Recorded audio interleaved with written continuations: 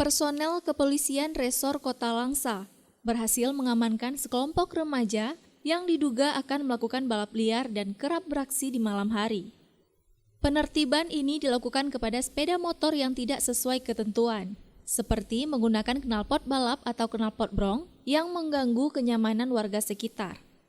Wakil Komandan Tim Patroli Sat Samapta Polres Langsa, Brigadir Mardianto mengatakan, penertiban ini juga merupakan respon dari keluhan masyarakat yang sering resah dan khawatir akibat banyak ruas jalan yang sering disalahgunakan oknum pengemudi roda 2 yang sering melakukan aksi balap liar.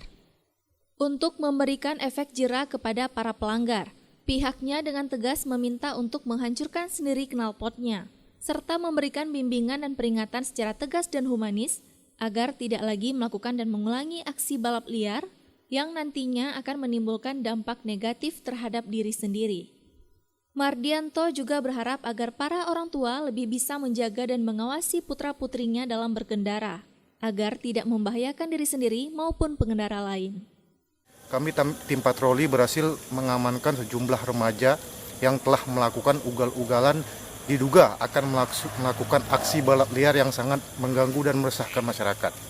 Untuk itu, untuk memberikan efek jera terhadap para pelanggar, kami meminta mereka menghancurkan sendiri knalpotnya dan kami berikan bimbingan dan peringatan keras, tegas serta humanis agar mereka tidak akan melakukan dan mengulanginya kembali. Dari Langsa, Selinovita melaporkan untuk Puja TV Aceh.